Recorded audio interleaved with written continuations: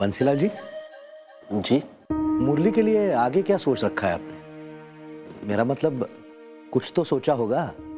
जी, वो तो अभी पढ़ाई कर रहा है। अब क्या बताए रुपेश जी, हम तो ना राम जी की भांजी है जी।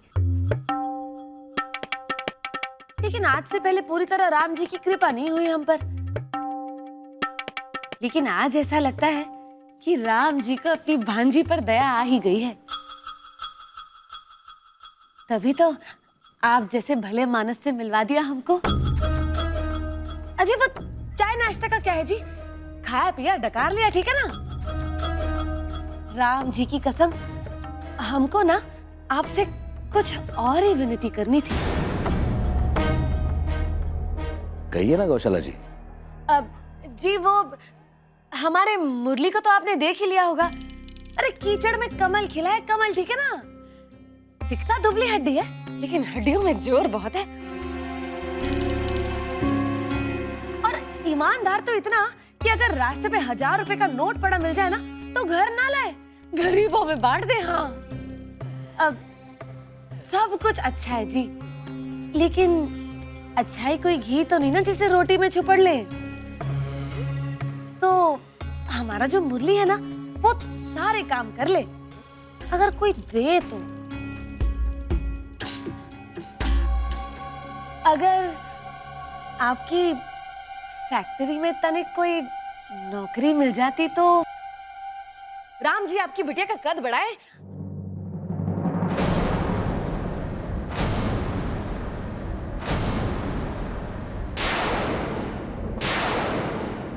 इतना ही कहना था जी।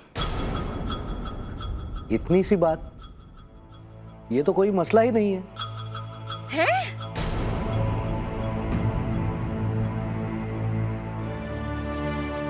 बंसीलाल जी, लक्ष्मी माता की कृपा है जो आगरा में 2 फैक्ट्रियां, इलाहाबाद में 1000 एकड़ जमीन, दिल्ली में 2 बंगलो, धन दौलत सब कुछ है। अब और नई 2 फैक्ट्रियां खुलने जा रहे हैं। लेकिन बंसीलाल जी, हम कब तक धरती पर बोझ बने रहेंगे? हमारे बाद जो कुछ है सब भारती का ही तो है। हे राम जी, मुझसे भी 1.5-2 फुट ले लेते, बदले में ये सब दे देते। भांजी की परवाह नहीं है। चुप कर। और ये सब तो अकेले से संभलने से रहा। मैं तो कहता हूं 1 पंथ 2 काज। समझिए, आपके मुरली के भविष्य की चिंता खत्म हुई और हमारे दिल का बोझ भी हल्का हुआ।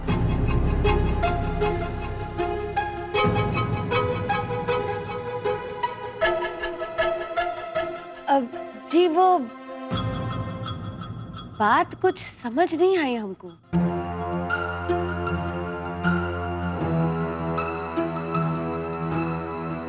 बंसीलाल जी, हम आपसे आगरा के धन्ना सेठ बनकर नहीं, एक बेटी का बाप बनकर कुछ मांगना चाहते हैं।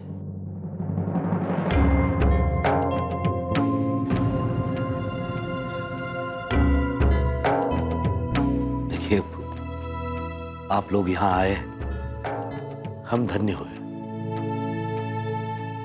बस अब यही इच्छा है कि ये संबंध रात गई बात गई वाला बनकर ना रह जाए।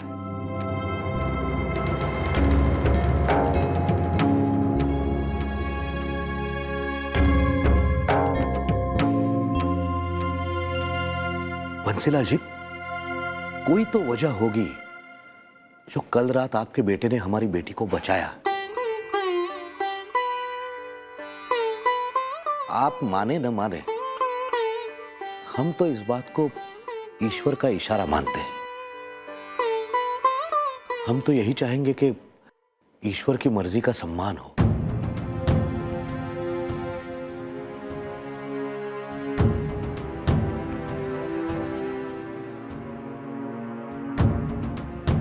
बंसीलाल जी, हम आभारी होंगे आपके अगर आप हमारी बेटी को आपके मुरली के लिए स्वीकार करें,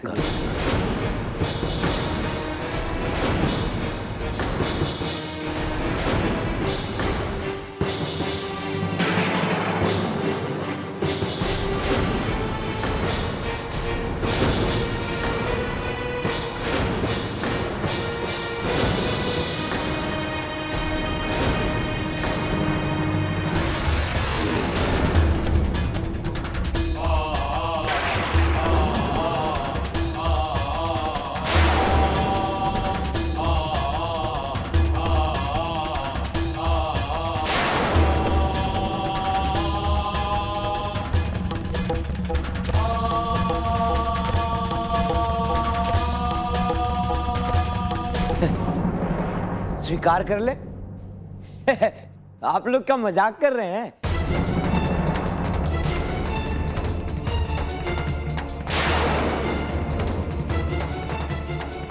अरे भारती को क्या हमारी मुरली को खेलने के लिए दे देंगे?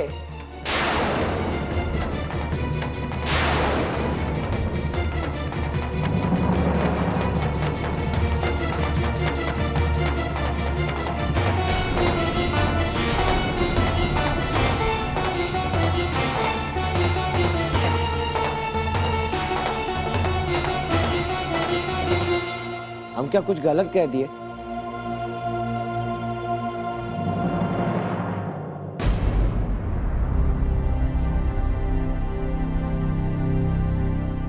कल रात पहली बार मैंने किसी को भारती के रक्षक के रूप में देखा है, और एक पिता के लिए इससे बड़ी बात क्या हो सकती है कि उसके बाद उसकी बेटी का भविष्य सुरक्षित रहे। मैं जानता हूं बेटा, भारती को स्वीकार करने की हिम्मत, अच्छाई और समझदारी है तुम में।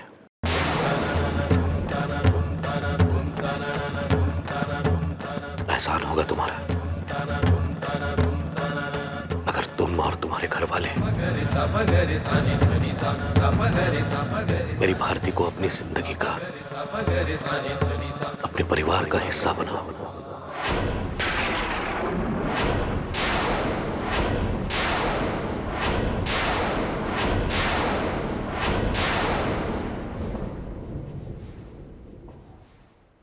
इसे लालच देना मत समझना।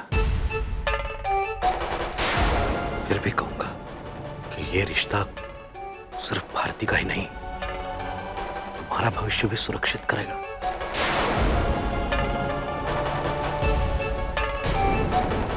जो आज है वो भी तुम्हारा है, जो कल होगा वो भी तुम्हारा होगा।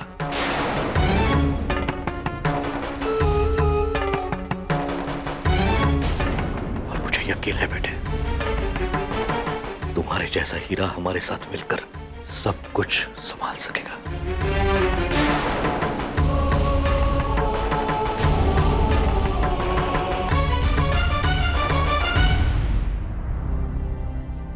उपकार होगा तुम्हारा हम पर अगर तुम इस रिश्ते के लिए हाँ कर दो।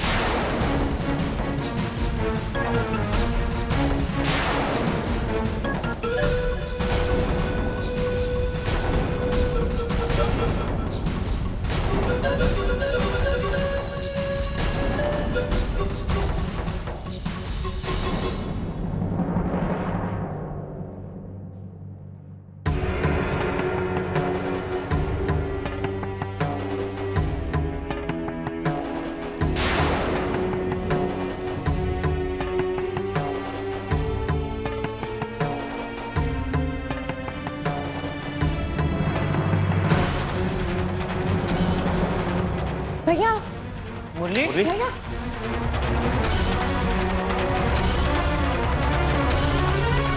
मुरली, लाला जी माफी चाहते हैं।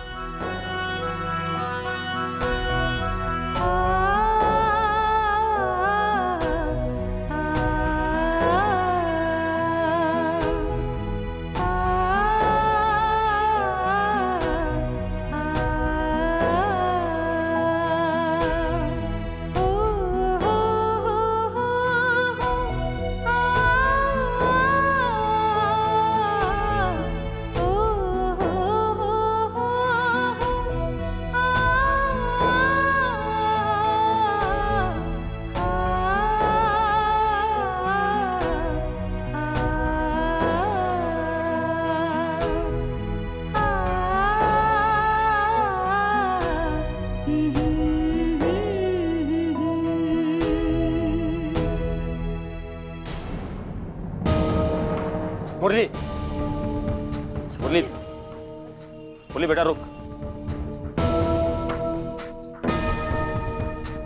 बेटा, बेटा माना कि वो लोग गलत बात कर रहे थे।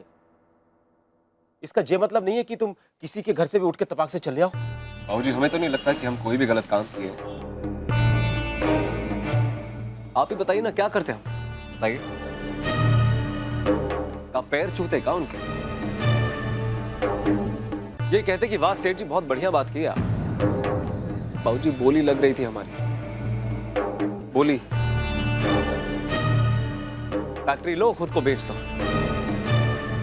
नहीं बिकोगे तो चलो एक काम करते हैं, इलाहाबाद वाली 1000 एकड़ जमीन दी तुम्हें। अगर अब भी नहीं बिकोगे तो बताओ क्या दाम है तुम्हारा? अपनी दौलत दिखा के हमें फंसाने की कोशिश नहीं की बाबूजी। बेइज्जती नहीं की हम सबकी। बेइज्जती? क्या भैया, किस बात के घमंड का चश्मा लगाए घूम रहे हो? अरे इतने बड़े आदमी के आगे हमारी कौन सी इज्जत जिसकी बेइज्जती हो जाए? और क्या गलत कहा उन्होंने?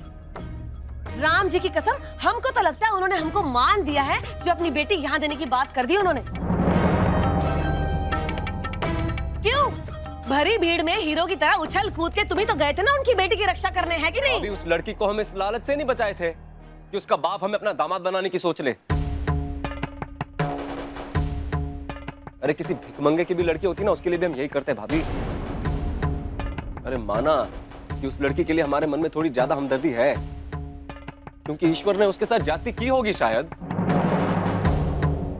और शायद वो लड़की बाकी तमाम चीजों में अच्छी हो, लेकिन इसका ये मतलब तो नहीं कि उसे घर उठा के ले आए, उससे शादी कर लें, हैं?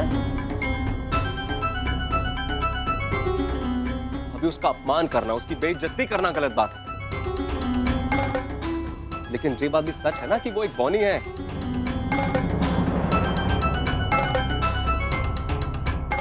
अरे उसके साथ पूरी जिंदगी बिताने के बारे में कैसे सोच ले हम? क्यों उनकी बात का मान रखे? हाँ भाभी, भैया सही कह रहे हैं। लड़की चाहे गरीब हो लेकिन हो भैया के लायक। हाँ भाभी, भैया सही कह रहे। बस ना पूरी बात सुनी ना समझी, लगी सरपंच की तरह फैसला सुनाने। अरे हम कहते हैं कि इसका हर क्या? अभी आप तो मेहरबानी करके कुछ बोलिए मत, बख्शिए हमें।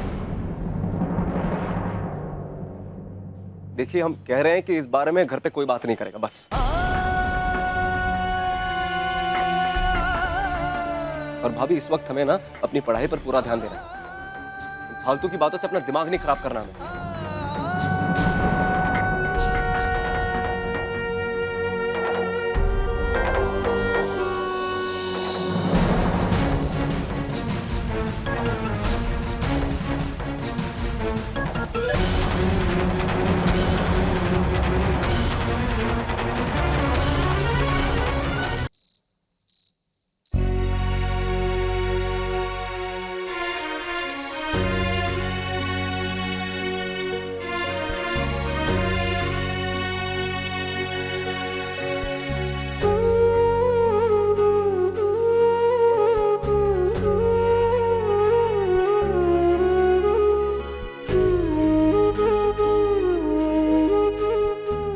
बाबा,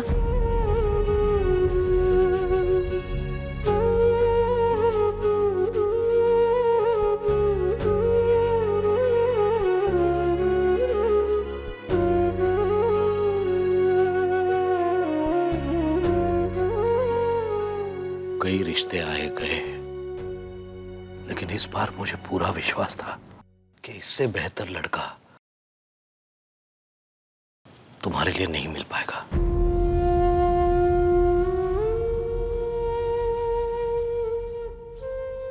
जो तुम्हें समझे, तुम्हारा मान रखे,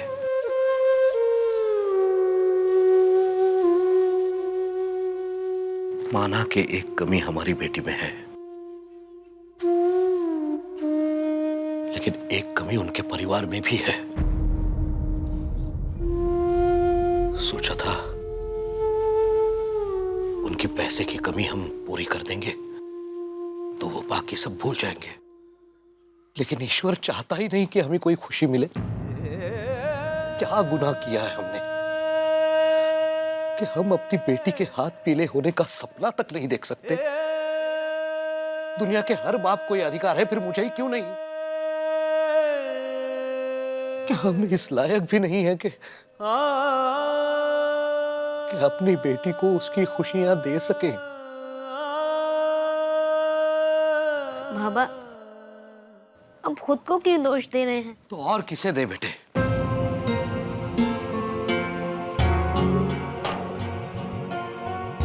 मैं ये मानने से इनकार करता हूं कि मेरी बेटी में कोई दोष है। मुझे गर्व है तुझ पर। मैं ये तेरा दिल रखने के लिए नहीं कह रहा, सच मुझे गर्व है तुझ पर। तो फिर ये दुनिया क्यों नहीं देख सकती जो मैं देख सकता हूं? क्यों हर बार तेरे छोटे कद की वजह से, क्यों हर बार तुझे अपमानित होना पड़ता है?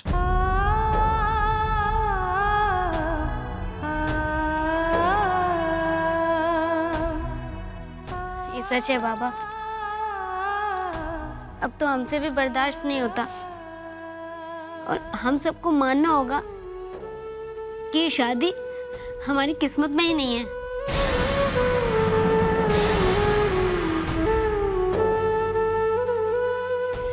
छोड़ दीजिए इस सपने को, क्यों करनी है शादी?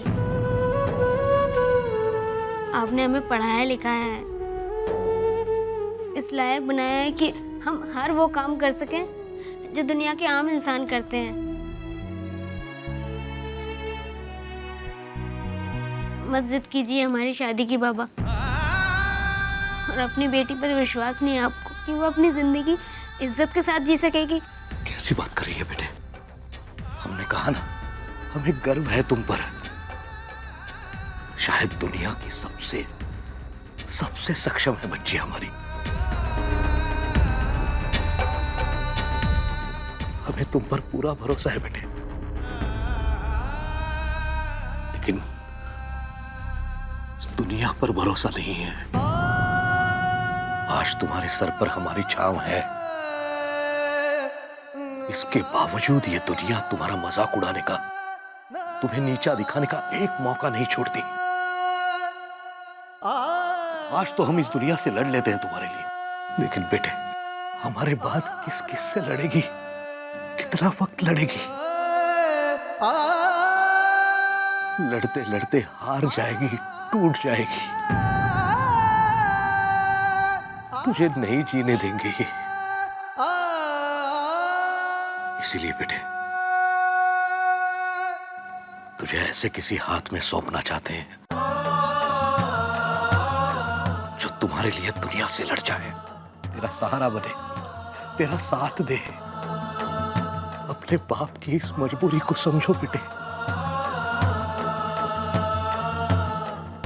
बहुत डर लगता है, बहुत डर लगता है आगे की सोचकर।